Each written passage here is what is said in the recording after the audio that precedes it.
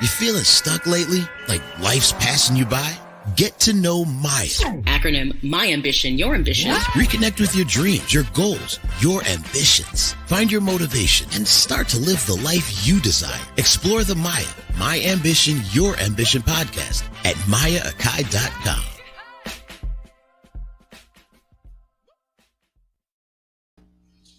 Namaste, everyone. Welcome to episode 39 of M.A.Y.A, My Ambition, Your Ambition. The podcast, I like to say, looks at mental wellness topics from a forward-thinking, kind of different perspective, try to liven the conversation, but make it informative, give you tools to use to have that opportunity to work towards being that best version of you. Now, remember, our rule of thumb here is that we're working on that best version of you every day, not that lofty idea, but that everyday effort, as well as that everyday effort of harnessing that happiness that you seek in your life. But of course, in order to do that, we have to pull back that veil of self-doubt and self-sabotage that plagues so many of us.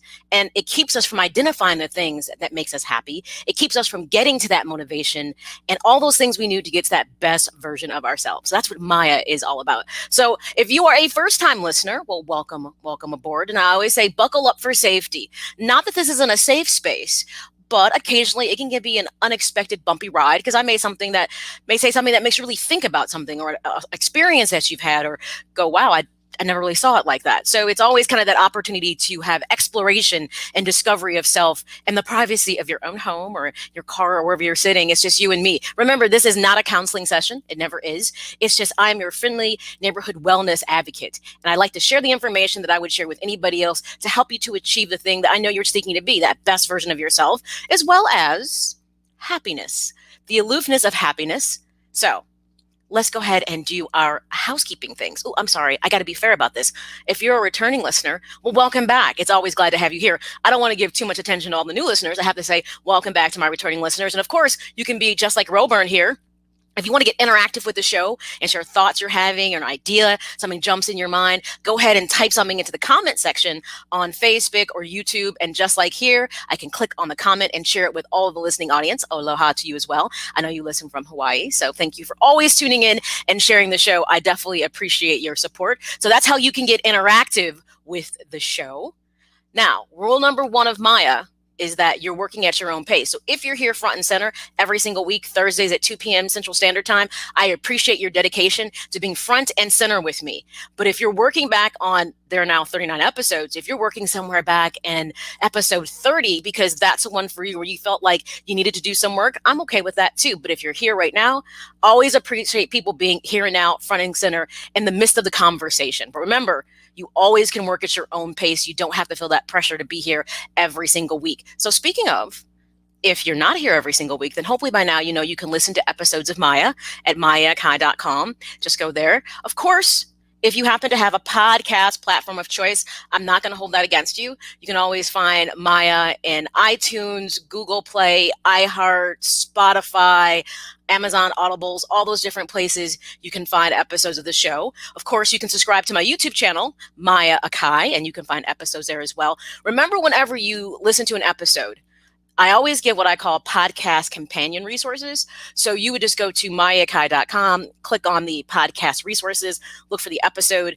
and there's some additional materials I've added I think that can give more depth or breadth to the conversation that we're having in the episode. Hopefully by now you have gotten social with me, which means you are following me on Instagram and Twitter at Maya_Akai, Facebook, Maya Akai Presents. So that's all the ways you can get connected with the show.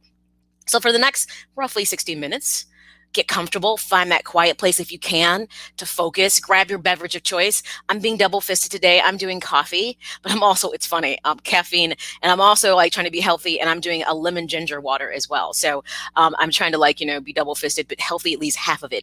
But of course, it's 5 o'clock someplace. So if you have a glass of wine or a beer, whatever it is that helps you to get comfortable, to get really deep and involved in the podcast with me for like the next 60, 55 minutes or so. Okay, so let's jump right into episode, and I'm really super excited about this. Episode 39. When self-defense works against you. And I'm sure most people are probably saying, How can that be possible? How can the self-defense ever work against you? Because we think of self-defense in a more traditional conversation, which is in a physical capacity, which means in a time of danger, your life is at risk, you use techniques that protect yourself. And that's generally how we think about self-defense in terms of a more physical context. Well, what most people don't realize is that self-defense also goes to an emotional and mental, heck, even a financial and spiritual level. Today, we're going to focus a bit more on that mental and emotional level that's so hidden that most people don't realize it's innate to you to do things. So if it's not working for you, and most of the times, in this case, these self-defense mechanisms called ego mechanisms via Freud are not really the right fit for you for a lot of reasons, and they are sabotaging you getting to that best version of yourself, to harnessing that everyday happiness. So that's what episode 39 is all about. So what's the rule we have before we jump into any single episode? Let's open up our toolbox. And by now, I shouldn't even have to tell anybody. You should know that you're opened your toolbox up. You've taken out your emotional intelligence. You have it sitting on the table, because it's got to be front and center every single episode when you're here with me. But it also should be front and center with you from the minute that you wake up. Your emotional intelligence should go to bed with you, and you should wake up. In fact, I feel like it's the tool that never ever should be put away. And how you start your day with using your emotional intelligence as we kind of work on things, because the whole point of these podcasts is to help you to get tools that can help you get to that best version of you, that can help you figure out how to harness your happiness. When I say you should go to bed and wake up with your emotional intelligence, and it should never be put away, because before you go to bed at night, you should check on how your day went with yourself and how you feel. Was it a good day? And was it a bad day, or why? And it's always encouraged to never, ever go to bed being angry, because that carries with you even within your subconscious when you sleep. You ever feel like, I woke up on the wrong side of the bed? And I always talk about this. So it's important to reconcile whatever you struggled with, if you possibly can, because sometimes some things can be a little too deep and you maybe cannot wrap it all up before you sleep. But at least think about it, address it, and hopefully it doesn't wake up with you on that negative side. But if you find when you wake up in the morning, it's the same thing, that you should wake up and be like, I feel good. Okay, this is going to be a good day. But we often know when it's not going to be a good day. That's when your emotional intelligence can say, okay, for some reason, we're not feeling it today. So we're going to make sure we're aware of that, so we don't act in a way that makes us react opposed to respond to things that's happening for us throughout the day. So key. So our emotional intelligence should be side by side with us all the time. And in fact, if you do it good enough after a while, it should almost fit like a glove. You should wear it. It's going to be prêt-à-porter for you. It's going to be made to wear for you and not for someone else, because it's your emotional intelligence. So I'm always going to harp on that, because I have to. I need people to understand it's the most important tool that you have in your toolbox. All right. So you know that obviously you've got your E.A.I on the table, that ability to, perceive, control, and evaluate your emotions. It's out. Boom. It's on the table. And let's jump right into talking about what's ego defense mechanisms, EDMs. You may hear me say that throughout the podcast to kind of shorten saying it all the time. Well, by now, almost everybody at some point has heard of Freud. Sigmund Freud was a psychoanalyst. I want to say he was out of Vienna, if I remember correctly, who was the father of psychoanalysis. And the word ego comes from his theory, which is personality-based. It looked at examining the personality. And there were 3 personalities that he put into workings: the id, the ego, and the superego. People probably have taken psychology class. You totally remember this. The id is that driving need. It's that desire to have things. It's insatiable to be satisfied. Your ego is your balancing act. It says, okay, I know you want to be satisfied. I can give you this, but reality requires for me to do this. So it's the reality principle that drives the ego. I must do things that are realistic. And it's the pleasure principle, hence Janet Jackson, that drives the id. Then comes along your super ego, which is kind of like that parent-like mentality, morality, kind of, this would be great if the world could be like this. Your ego balances that out. So what ego mechanisms are, and I only gave you that long psychological talk right there to kind of say where the word ego comes from. Your ego is taking care of yourself emotionally and mentally. It's being accountable when the id and the superego would not be accountable. And these mechanisms are what helps your ego to balance things out. Well, it's interesting, because within obviously mental health and psychology, I'm going to tell you this, and I think it's one of the better definitions of it. The ego mechanisms are really mental traps that are psychological strategies that help you to deal with uncertainty and ambiguity. Oh, I can't say that word right now. Ambiguity. Well, I'm struggling. Didn't know I couldn't say that word till now. Of existence, so to speak. That's going to bother me for the rest of the day. But anyways, no, it's not, because I got other things to think about. But it's a trap, as we said, it's a strategy, and it's a defense to help you to manage things. And you do it subconsciously. That's what's interesting about this. Let's go ahead and have our first real talk time. There's like 2 in the show. Real talk time. And this will give you a better idea of what an EDM is if you're struggling to put it within a construct for yourself. Literally, when something is painful, whether it's a truth, something that's not tangible, or if it's a reality, a situation, and it's too much for you to bear, I would ask you, how do you seek to reduce the pain, the discomfort, and the lack of control or convenience that it creates? Because understanding by now, one of the things I've kind of just kept pushing home with people, especially with working through the pandemic, is that when people had to surrender comfort, convenience, control, I love alliteration, it's where people struggled. What do you mean I can't do this? What do you mean I have to do that? People really have struggled with it. Even though the world is returning back to what we believe is normal, or it may be a new norm to some degree, there's still this moderation of comfort, convenience, and control. So when these things are negated for people, subconsciously, you try to find ways to deal with it. The subconscious is a wonderful thing. And at the same time, it's not. Because within it can be things hidden that you have no idea about. On the flip side, your preconscious and conscious are the things that you want to be working from continually.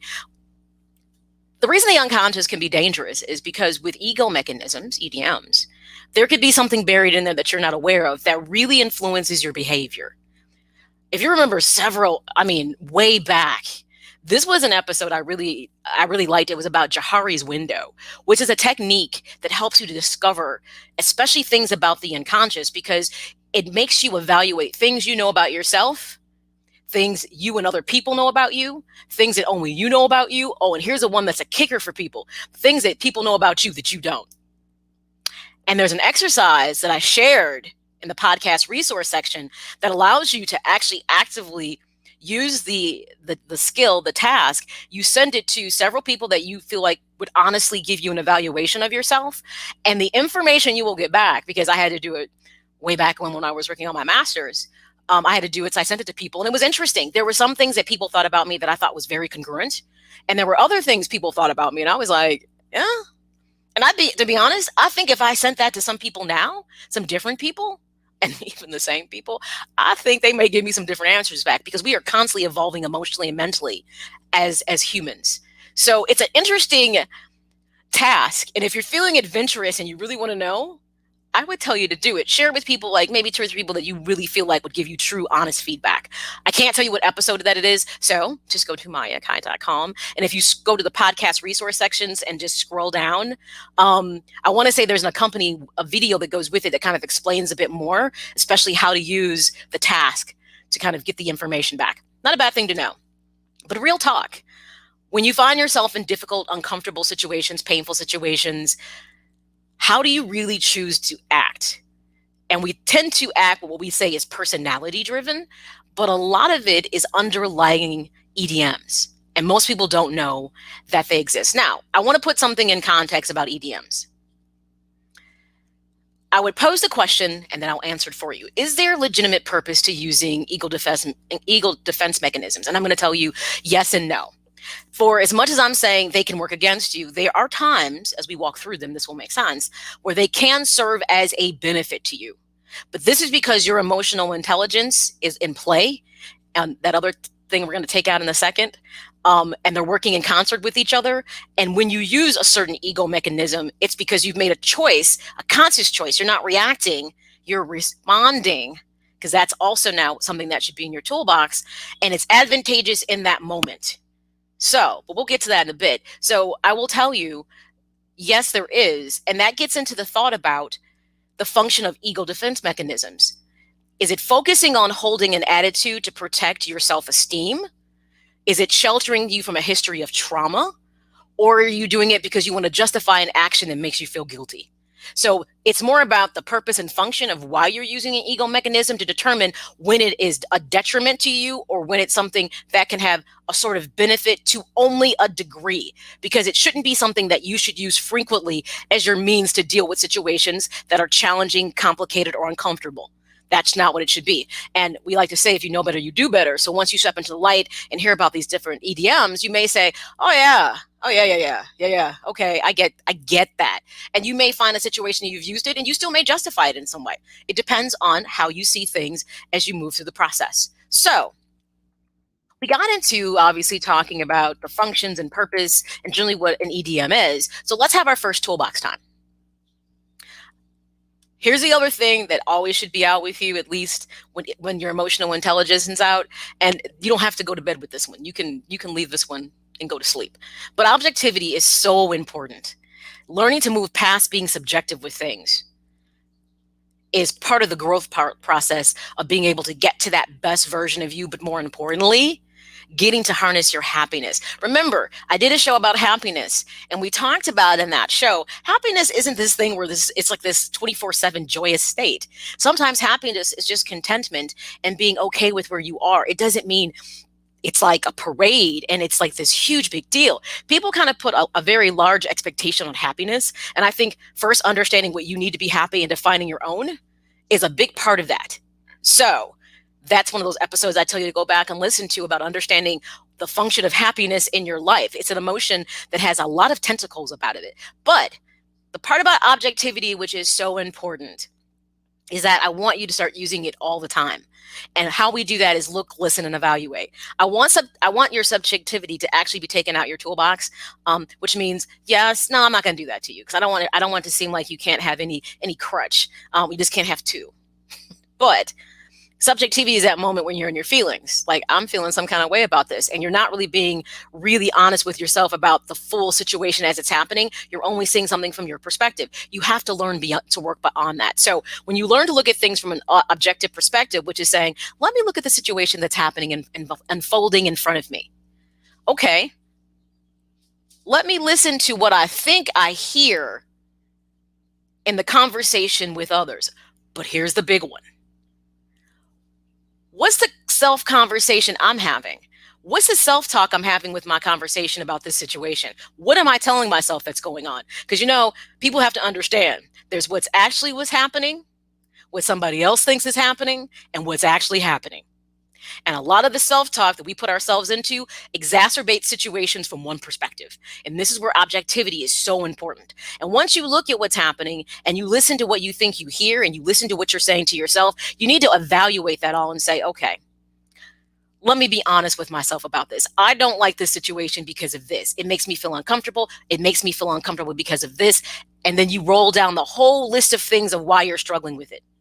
And it also means at times you have to say, I may understand why a person responded that way, despite the fact that I didn't particularly care for it, given the situation.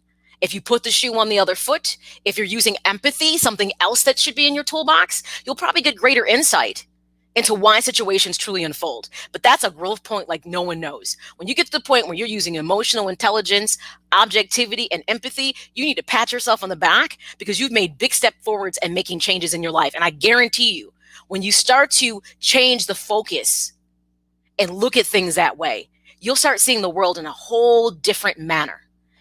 Might be challenging, and it doesn't mean you're not going to have days where you're just not feeling it, because you're allowed to have days where you're just not feeling it, but you can't have too many. We can't start quantifying I'm not feeling it days. Not a good thing. All right, so that's our toolbox. There'll be another one a little bit later in the show. The other thing, I want to give you one more thing to throw in there, now that I'm thinking about it. In order to use an ego defense mechanism, because I'm willing to maybe let you have one or two in there, because they actually make sense, but you have to use them sparingly. It has to be productive. And how you're going to determine these two that I'm going to let you put into your toolbox, like I can't stop you, but I'm just saying, I'm going to encourage you to put these two into your toolbox. Is the purpose of the use? Is it for protection from ongoing or unjust harm? Or Are you using things because it's a feel of fear, expectation, things like that? That's where we don't want that in our toolbox for. Now, if there's some type of legitimately, there's harm coming towards you emotionally and mentally, and there's two of these mechanisms you can use that at least can help you be some initial protection, we're good. But we're not looking for it to be the long-term solution to addressing the issues that you're struggling with. So let's jump into what are specifically ego defense mechanisms. There's been cited like 12, but Freud really had a solid 9 or 10 that he really talked about within his personality construct of the id ego and the superego. And these are the ones that I think when we discuss these, that most people are going to say, yep, yep, yep. You either will say, I'm guilty of using it, I definitely know somebody who's done this, or I've been in a situation where I've seen this used. They're so commonplace and they're so unconsciously used by people. I guarantee you, maybe you just didn't name it. Some of these, maybe you did name it, but everybody has experienced this at some point in their life, whether they were the perpetrator of using them or they were the person they were used on. One of the first ones, which is probably very commonplace that people know about, is denial. Refusing to recognize or acknowledge the real facts or experiences that would exist, and this often leads to anxiety. Remember, this is Stress Awareness Month in April. In fact, this is the last show because when we get into May, and stress awareness obviously is tied to depression, anxiety, and mounting situations. And I'm going to tell you something. Ego defense mechanisms clearly can lend to stress, mounting and growing, because you're not making conscious choices that can truly resolve situations. You're like putting a Band-Aid, ripping it off and putting another one on. Or maybe the bandage just keeps getting bigger because the wound, the emotional and the mental wound keeps getting bigger. And you keep trying to figure out ways opposed to healing it properly to keep just kind of trying to protect it. Well, guess what? When a wound is not properly taken care of, that wound gets infected. And what does infection do? It spreads. It can impact different body systems and organs, and organs that you have. It's the same thing with thinking about things emotionally and mentally, how unhealthy behavior can spread. And we talked about this in another episode in stress can manifest itself in physical ways. And your body's trying to say, tap, tap, tap, tap. That headache you keep having isn't just because it's stress. You're wearing me out. I need you to address this issue. So denial is when you refuse to recognize or acknowledge a fact or experience, and a lot of times we see denial in, let's say, relationships with people. We just don't want to accept the situation is what it is. We'd rather sugarcoat it, turn our heads the opposite way, not acknowledge that it's there, when everything within the experience and the information presented tells us exactly what it is. Those great sayings like, if it walks like a duck and it quacks like a duck, then damn it, it must be a duck. But you keep saying, no, no, no, no, it's a goose. Which is not a duck, but they're in the same family. But anyways, denial is huge, and it is one of the worst, not the worst to me, but it is one of the worst EDMs you can use, because it means you're never being honest with yourself, and God knows you're not being honest with others. Another defense mechanism, which to me is probably, I understand why it happens, but this is where the unconscious is flooded, is when people repress things. And repression is blocking difficult thoughts or from experiences that you've had from entering into the conscience. This has got trauma written all over it, PTSD. This is often, you probably have heard of people who have had some extreme trauma and they've blocked it out. You have a lot of people in therapy who have had extreme abuse as children. Sexual abuse especially, and they don't fully have all the details. It takes a long time and some different immersive type treatments with them to help them to be able to remember, to process, to be able to move past it. So often when people have extreme traumatic experiences, they bury it deep, so deep into their psyche, they don't remember it happened. And then all of a sudden, something happens, it triggers an emotion and it comes flooding out and they have no idea why. It comes into their conscience and they're like, I don't know why I'm responding this way. I don't understand why I feel this way. And then little by little and doing the work, they come to find out there's some trauma. Trauma is interesting. It's a show we're going to do. I'm going to have on a specialist because I think a lot of people, especially within certain cultural groups, don't understand trauma because it's so normalized in so many cultures and accepted as this is how life is, this is how things should be. So I'm definitely hoping down the road that I'll have my trauma specialist on so we can really process this together in a way that if someone really, figures out that they've had this issue, she's a person with so much great insight that I think can help to begin to unpack some things. But you must unpack trauma very carefully because it can be something that can be so destructive, it can be so overwhelming depending on what the experience is. So, repression to me is probably one of the most dangerous forms of EDMs. Regression is another. Regression is when you revert to behavior or an emotion of an earlier development stage. Hence, you see a person responding very childishly to something. So they can seem like they're mature to a degree, and a situation happens, and they start exhibiting very childlike behavior. Like they act like they don't have the ability to reason or to understand the situation, and they're acting like, you're like, you've heard people say it. Why are you acting like a child? This is not the way you should react to the situation. That's regression. That's a person who does not know how to manage their emotions in a healthy way as an adult. So they fall back on the skills that they learned when they were a child. That's usually very poor emotional intelligence. And it also usually shows there's no good emotional regulation either. So not a good thing to see either when people kind of regress back because they don't know how to deal with something. Rationalization. This is probably one, along with denial, that most people at some point you've been in a situation where you've used this. Not intentionally. Sometimes it just works that way. But rationalization is when you find yourself justifying a mistake or a problem in a way to make it logical, to create an explanation for why this happened. And, sometimes it's our way of trying to deal with a situation so that we can not feel guilty. Rationalization is used a lot when people don't want to feel guilty. They find a way to find some nugget or some small portion of that situation that can be looked at as right, and they kind of stand on it, and that becomes their position. I know we have all dealt with people who we're like arguing or having a discussion, and you're like, this is the most irrational shit I have ever heard.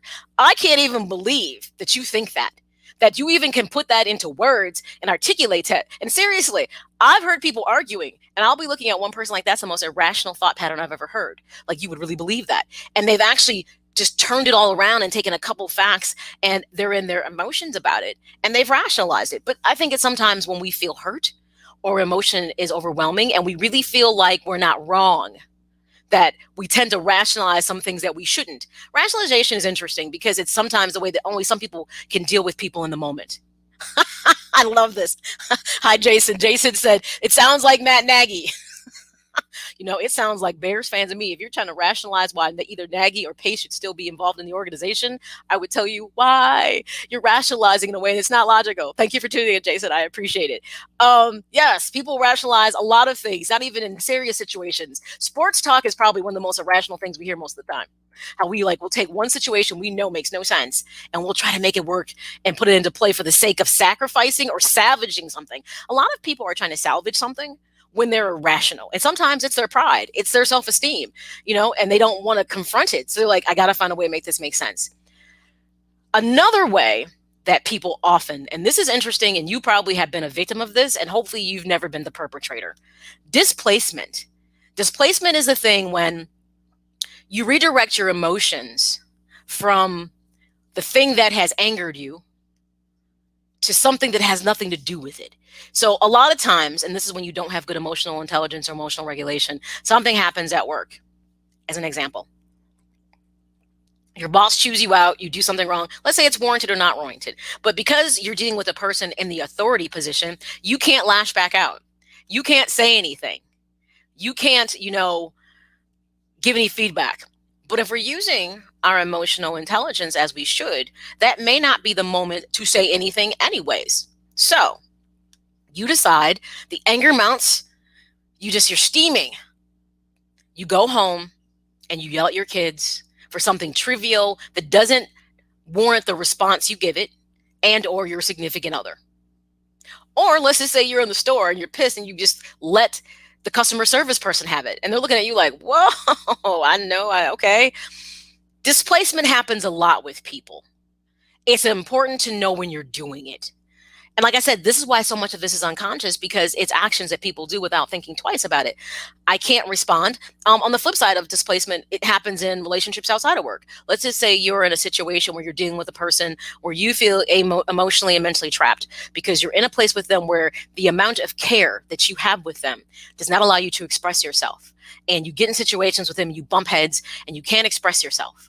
And you keep that internally, and then you put it someplace else. And then people come to work, right? because they're mad at their significant other, their kids, and they let people at work have it. So there's a conduit that kind of works with people in displacement all the time. You probably see it more frequently. So now you're going to walk around and be like, oh, well, she's having a displacement moment. You're going to start looking at people like that, like, oh, isn't she being displaced at this moment? All right. Another one is reaction formation. And this is interesting because I think a lot of people do this. Reaction formation is when you behave or express the opposite of what your true feelings are. So an example, I'm going to give you like an extreme example of reaction formation. It would be a person who is like, I am so anti this, and I'm going to jump on this cause. Like say someone's like anti-pornography, but they spend all this time investing in things that are very pornographic in the name of, I'm against porn and this is me trying to work towards to eradicate this. But it gives them access to something that they really want, but they're acting like they're opposed to it. So you see that in a lot of things. You may have some person like be like, oh, I am so anti, marijuana. I think it's bad. I hate it. But when they're at home, they're like puff, puff, pass with only a few people who know they're doing it. So reaction formation, you're doing the opposite of what you really feel. And you got to dig deep into reaction formation because you got to ask yourself, why exactly am I doing the opposite of what I feel? Why do I feel the need to squash that emotion? What part of it can I deal with? And a lot of people go through life trying to conform themselves to fit into something else. And reaction formation is a big part of that. Sublimation, this is one that you see a lot with people. But this is one of the things I will tell you, you are allowed to put into your toolbox. Sublimation is channeling unaccepted urges like anger into a productive outlet. So for instance, have you ever heard someone say, hey, you really have anger issues? And a lot of times when people come in for anger management, they will be told, let's find a way to channel that anger in a positive way. Let's maybe get you involved in boxing. Let's get you to work out.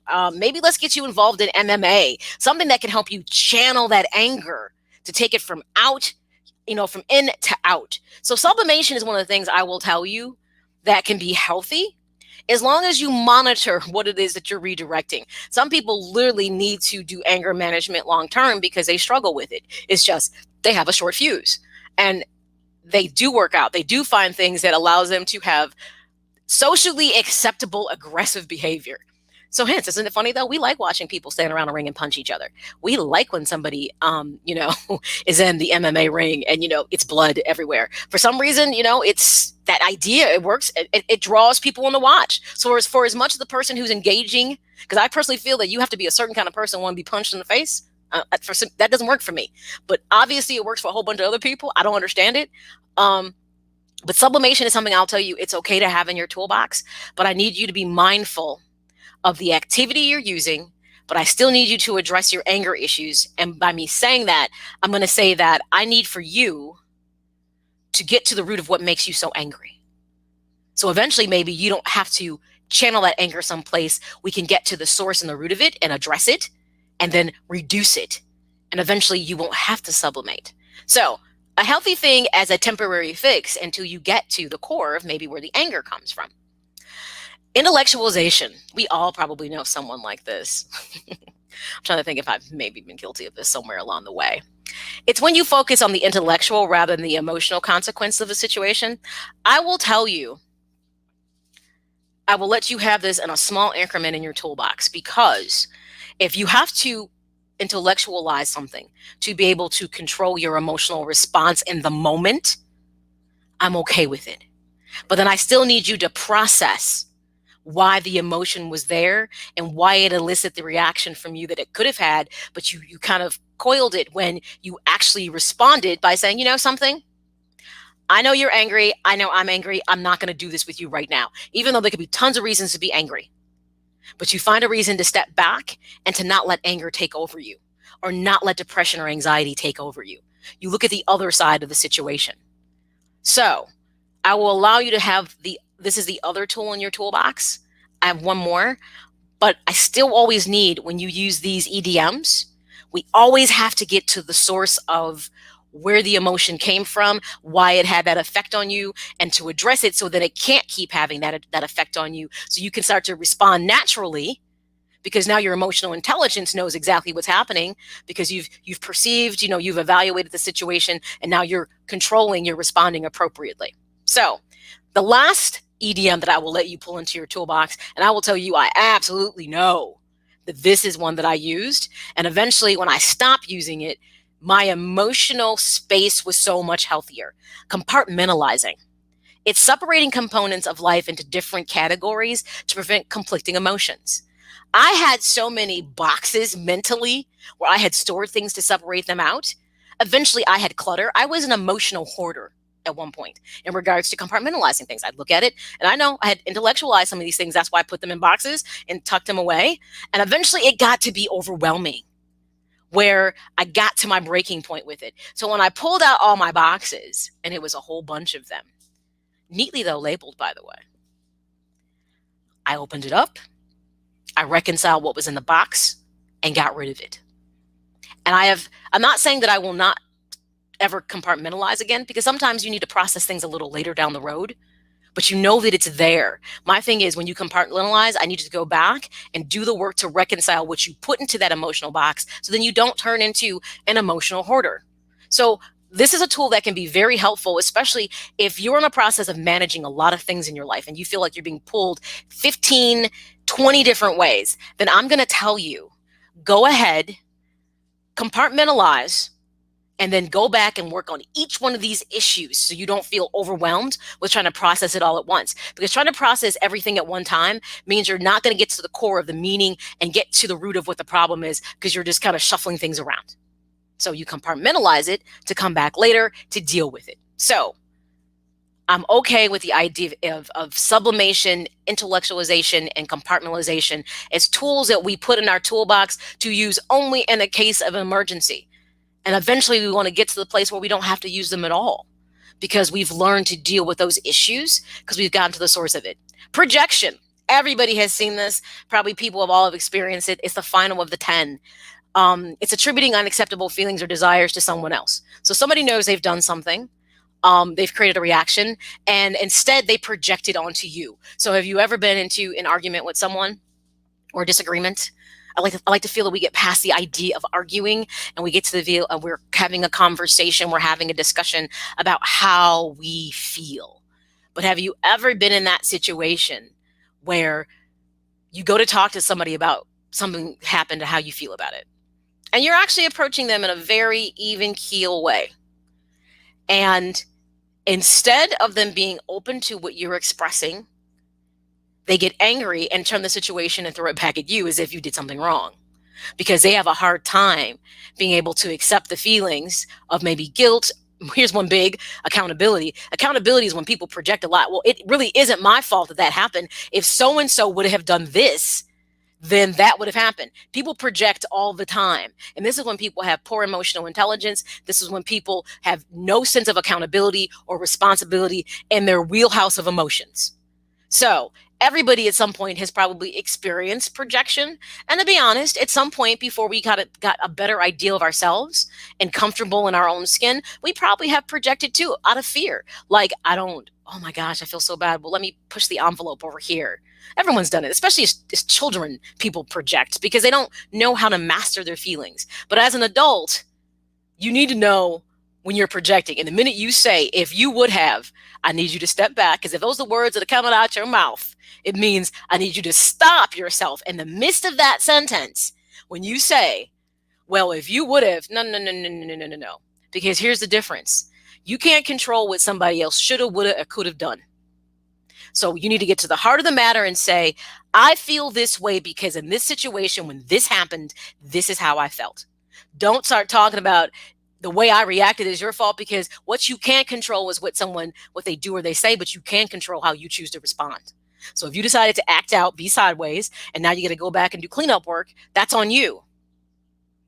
That's on you, because you reacted opposed to responding to the situation. And now you're gonna actually then blame somebody else for your poor behavior because you don't want to accept that you did it. Accountability is huge. It's the other thing that should be in your toolbox that we've talked about in previous episodes, like learning how to be accountable for yourself, learning that internal dialogue that you need to have with yourself, finding that voice and becoming your own self advocate. And when you start to do that, when you understand your wants, your needs, your desires, and you understand how to address those with other people, despite how they may feel about it, because what you may need or want may not be everybody's cup of tea. And that's perfectly okay. You don't have to beat yourself up about it. You don't. But yet we often feel that we have to, because if it doesn't align with somebody else's wishes and desires, because sometimes, you know what, if you're a person that's a giver opposed to a receiver, then you struggle with the idea of actually being able to articulate what you need to others. Because you know what the biggest thing is for most people are? Two things. They're afraid they're going to be told no, or here's one better. They're afraid they're going to be left alone. That if I tell you how I really feel and what I need, because I've done it before and you haven't fulfilled that for me or even come close, you may just abandon me. And if you have any sense of abandonment anywhere in your past, most people will walk a really thin line and deal with other people's poor behavior because they're too afraid to say what they feel. All right, let's take a break in the show. We'll come back. We're going to jump into kind of talking about how EDMs, ego defense mechanisms, how you can tell some signs that what's going on with you and how it's a negative thing and how to address them. We'll talk about that after we come back from the break. You're tuned into My Ambition, Your Ambition. Sit tight. I'll be right back.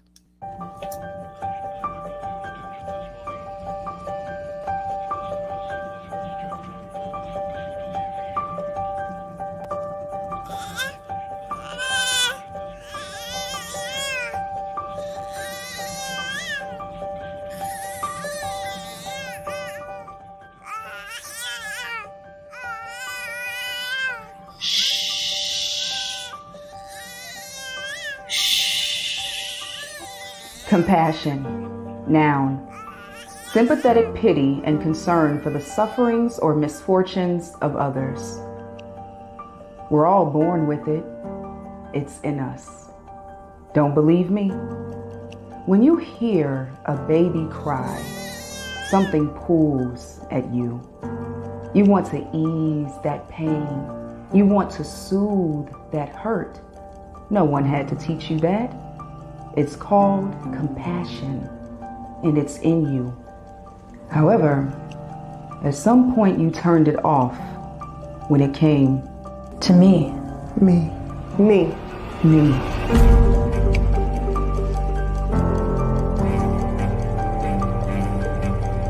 The cries of my soul have gone unheard, but today, you will hear me. My heart has wailed a melody loud enough to shatter your ears, and you ignored me. But this week, you will hear me. This body has beat the drums of anguish, only to be silenced. But this month, you will hear me. This year, this decade, this century, I will be heard. And you will be the one to hear me. And when I am finally heard, show compassion. Show compassion. Show compassion. Remember, it's in you.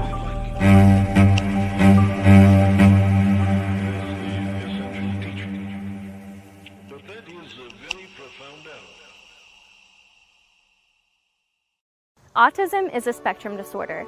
This means it affects each and every person differently. People with autism explore the world in unique ways. It's time to start seeing autism from a new perspective. I'm Megan Sinisi, Miss Central Pennsylvania, asking you to pledge to be an acceptance ambassador today at FromANewPerspective.org. With your help, we can inspire a community of inclusion for the 3.5 million Americans living with autism. Accept, respect, and power. Russell, what a play by Bill Russell! I just arrived to get my COVID shot, and this is one shot I won't block. Gratitude to a great ball club for a courageous effort. No Celtics were harmed during my shot. Let's do this together. To learn more about vaccines, visit cdc.gov. Whether you're on the go or listening on your cell phone, tablet, or laptop, You can find the show in the iTunes, Google, and iHeartRadio platforms. With all due respect, I believe this is going to be our finest hour. Just search Maya, My Ambition, Your Ambition, and get ready to be inspired and motivated to harness your ambition.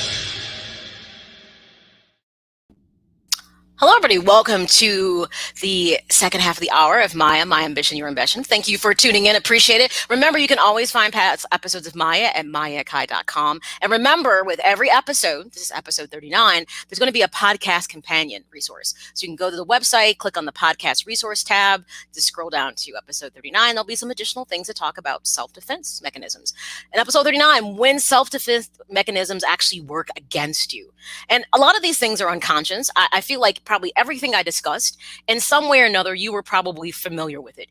It wasn't like it was something you haven't heard of. Maybe you just didn't have a word to call it, but I think everyone has either experienced those and or you've been the perpetrator. You've used those. And as I said before the break, the three that you are more than willing to put into your toolbox: sublimation, where you channel unacceptable urges like anger into a productive outlet. Yes, but we always want to get to the source of what the anger is, and we want to reconcile that. Intellectualization, when you focus on intellectual things rather than the emotional consequences of a situation, if it helps you to manage the emotion in the moment, to try to see things from a more logical perspective, that's fine. But what we never want to do is we never want to subjugate our emotions. But if being intellectual allows you to respond versus reacting, because emotions will tend to make you react, then it's one you can use. And then the final one we talked about was compartmentalization, where we separate our lives into different categories to prevent conflicting emotions, which means something happens, you put it to the side, opposed to taking all these experiences and trying to drop them into one box, because that gets messy, or put them all into one bag. You put them into different little boxes to come back and to, again, reconcile them at a later date, but not forever. Just a little bit later down the road. So those are the three things that I'm okay with you jumping in regards to EDMs, ego defense mechanisms, into your toolbox, only to use sparingly, because anytime you use those, we want to get to the core of why am I using these things, opposed to not using my emotional, intelligence and emotional regulation more appropriately. So now that you're kind of familiar with these, when you see them, hopefully you will then know what to do with them. All right. So let's have a real talk time 2 in the show. We had our first one. Everyone at some point in their lives has used a defense mechanism. The issue is it going to be every time to handle difficult situations or undesirable situations? And that's the thing I want to call people to the carpet about. Like, look, you can't keep denying what's in your face, because all you're doing is prolonging a situation that eventually is going to get to a point where you can't keep ignoring it. It's like sweeping it under the rug. How many times have you said to yourself, especially when you fail to properly deal with the situation, if I just would have dealt with this when this popped off, or even a little bit afterwards, the outcome would have never been as grave. The consequences would not have been as extreme as they are now. 2020 is hindsight. So if you have gone through your life not legitimately addressing situations because you've been fearful of it challenging your self-esteem, challenging, the fact that you may feel guilty about something, then you know what? You've really made EDMs a source of you dealing with situations, being in denial, putting the fault on other people, projecting. And now that you know these things, it's incumbent upon you to change your behavior. So the minute you start to say, remember, start having those internal conversations. I always tell people, live in your mind like Sherlock Holmes with Robert Downey Jr. Remember, hopefully everyone has seen that movie. He freezes the scene and he plays it out in his head before it unfolds to anticipate what he may have to deal with. And then the scene comes into action and everything happens the way that he says. Now, in real life, everything can't unfold the way that you want it to unfold. But if you step back and think about things before you jump headfirst into them, you can say, okay, there's a high probability when I address this issue with someone, it's not going to be well received. They're going to be angry with me. They're not going to see my point of view, but that's not what this is about. I still need to address this properly. Or are you just going to continue to be in denial about something, projecting your feelings on other people, and using all these things that are totally unhealthy, that little by little are going to keep you from being that best version of yourself every day? And it's definitely going to keep you to be harnessing the happiness that you're trying to get to. So let's move beyond a real talk time and let's have a toolbox time. Part of our toolbox, as we open it up, is knowing better, which I think I've said this now for the 3rd week. Knowing better doesn't mean you do better. I like to kind of challenge a lot of sayings that people say, like, fake it till you make it. Absolutely not. That's lying to yourself. Be who you are. And if you want something different, you want better, then go get it. But why should you sit there and be something that you're not? Being present in the here and now, I cannot tell you how important it is to be able to really grow emotionally, mentally. As long as you're trying to shuffle your feet and hide behind a mask of what you're not, all you're doing is a disservice to yourself. So I hate when people say fake it till you make it. No, don't fake it. Be you.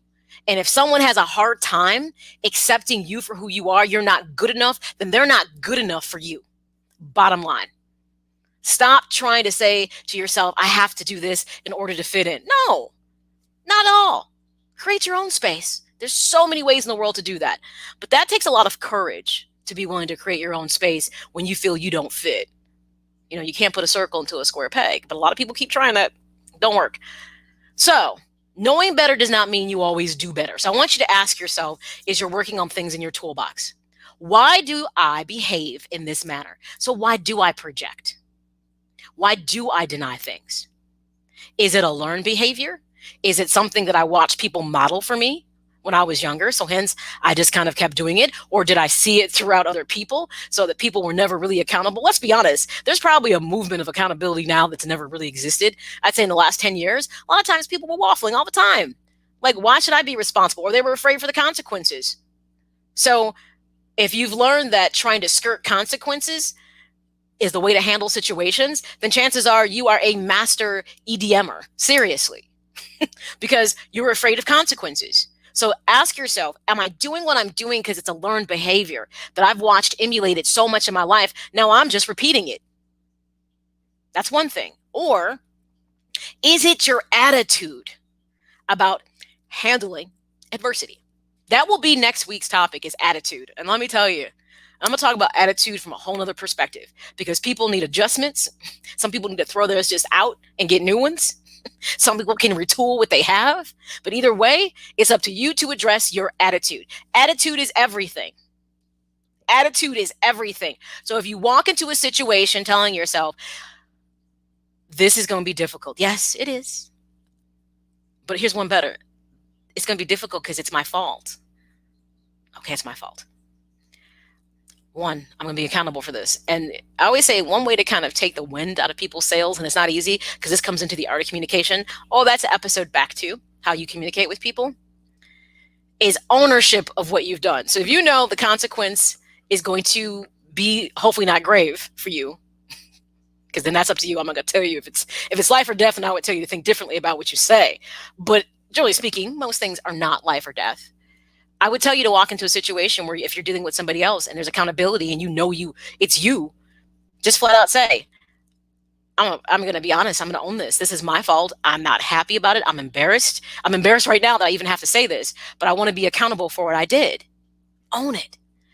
Interesting enough, when people learn to be accountable, the amount of stress that's taken off your chest is amazing. You will sleep better. You'll walk taller. You'll be like, you know something? I just actually own that. And though that was really embarrassing and I felt stupid as hell, I owned it.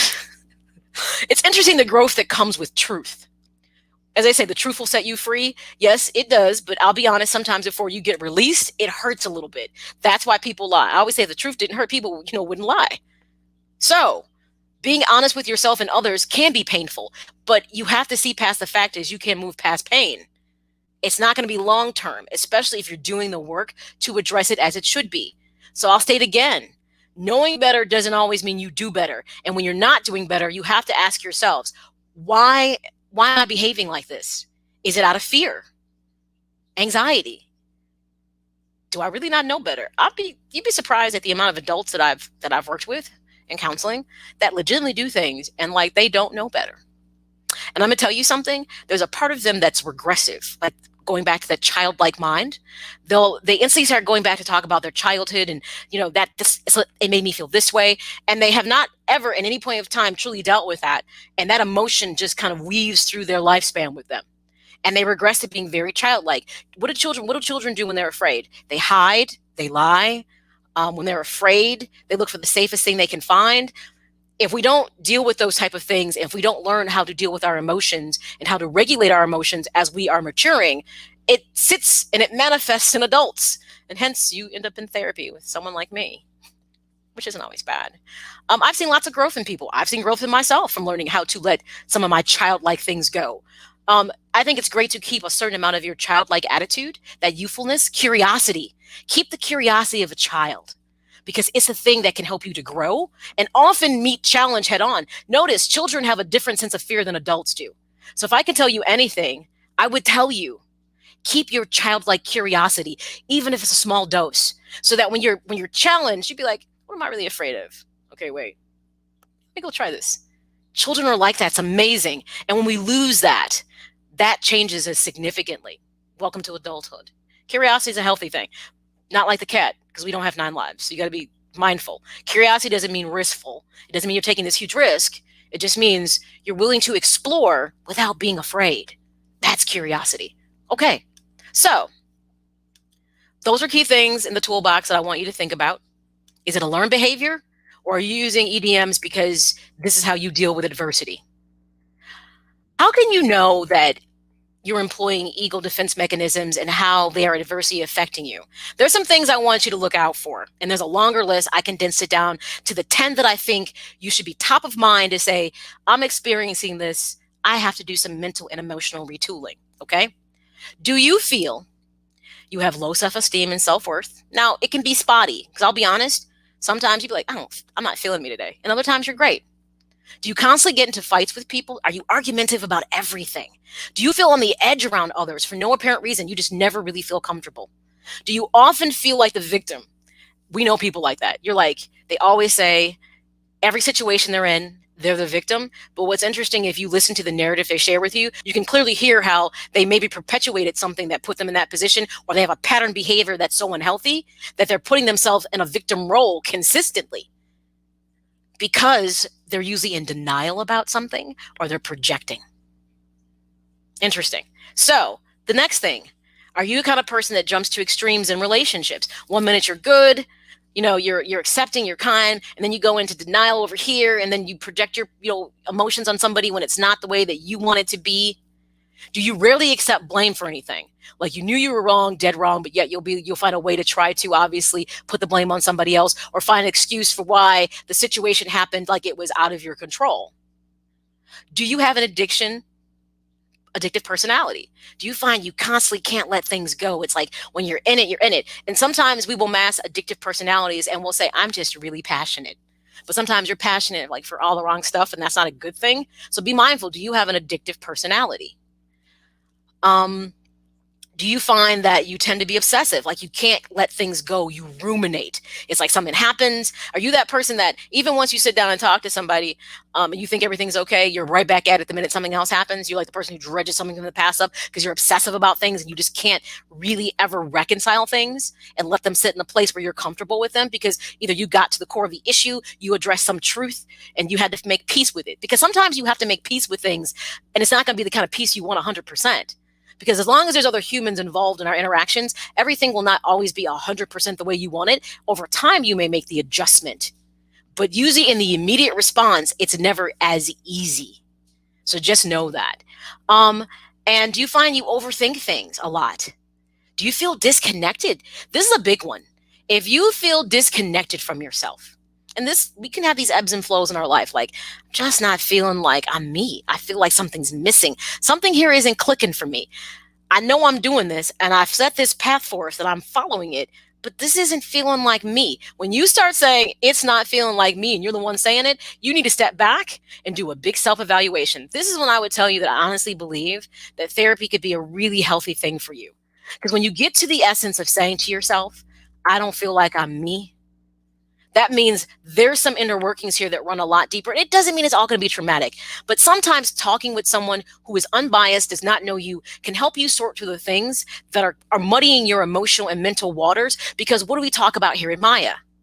That ultimately, the most important relationship you have starts with you, nobody else. Because when you are holistically working at being the best version of you, emotionally, mentally, physically, financially, and spiritually, if that's something you put into your wheelhouse, your other relationships will feel it and they will thrive. Think about it. That day you feel great about yourself, that day flows in a different way versus a day where you're just not feeling it. Everything feels crappy and it feels like it goes wrong. We're trying to strike that balance of consistently feeling amazing. Great. It's not the best day, but I'm not feeling like I'm downtrodden either. Being able to run that gamut of emotions and understand how they play into the fabric of you is so important. All right, so some final thoughts. If you can ever find purpose in using an EDM, make sure those 3 you put in your toolbox, it's a short-term solution to what probably was a long-term problem in your life. Because if you keep using those EDMs, the problem is going to be that ultimately they're going to be another crutch for you. You're not really addressing the issue. And all you're doing is being deceptive with yourself, which means you're not going to get to that best version of you as long as you're using EDMs as ways to anchor your emotions, to deal with things. If you're ready to address dysfunction, how you mask problems in your life, open up your toolbox and constantly use that LLE, that look, listen, and evaluate tool to put objectivity on the table all the time. Seriously. So, those are key things that you must always consider, is using your emotional intelligence, being objective in how you're evaluating yourself and others. And I always tell people, get comfortable with that self-talk. We'll have a show about self-talk too, so you understand kind of what that look and feels like. Because some people like self-talk is crazy. No, it's not. I talk to myself, I answer myself, because half the time, if you want to know the truth, before you pose a question to somebody else, most of the time you legitimately know the answer. You just don't want to acknowledge that you know it. You are the source of so many questions as well as answers. And you have to start employing the right tools to get to those answers. All right, everybody. Thank you for listening to Maya, My Ambition, Your Ambition, episode 39. When self-defense can go awry. We specifically talked about ego defense mechanisms that talk about those emotional and mental components that you use. Remember, you can always find episodes of Maya, My Ambition, Your Ambition at MA.com. Give me about 15, 20 minutes. The podcast resources will be up. So just go to MA.com, click on the podcast resource section, go to episode 39, and voila, you can right there go ahead and read some additional things. Make sure, here's some call to actions for you. Subscribe to my YouTube channel. Go to M.A.Y.A. You're going to see a whole bunch of Japanese anime, and this scroll down and there I am. Subscribe. Make sure you also subscribe to my website, M.A.Y.A. Hopefully by now you are following me on social media, so you can find me on Instagram and Twitter, Maya_Akai, as well as you can find me on Facebook on Maya Presents. If you like to listen to the show on the go, as you heard on my little promo I played during the commercial break, then remember that you can find episodes of Maya on iTunes, Google, iHeartRadio, Spotify, Amazon Audibles, Podcaster. It's all kind of places. All you have to do is just search Maya, My Ambition, Your Ambition, and voila, you'll find all my podcasts there. So everybody, thank you for tuning in. As I always say in every single episode, I can't stress it. Remember, your present becomes your past and your future is no more. So make the most of every single day, because the present is where you are, but you're always working towards your future within the next 24 hours. Stop thinking large and start thinking things on a smaller scale. With that being said, everyone, be well, stay safe, and of course, without question, you know it all. You are all blessed. I will all see you next week. Ciao. Get inspired, get motivated with Maya Akai and the Maya, My Ambition, Your Ambition podcast. Something that I take pride in is trying to be forward thinking, thinking outside the box, challenging myself. And as I challenge myself, hopefully I challenge you. Find Maya on Twitter and Instagram at Maya_Akai. On Facebook at Maya Akai Presents. We're going to talk health, wealth, fitness, mental health, financial, lots of different things that can empower you as you seek out the ambition that you're pursuing. Or get everything Maya at MAYAAkai.com.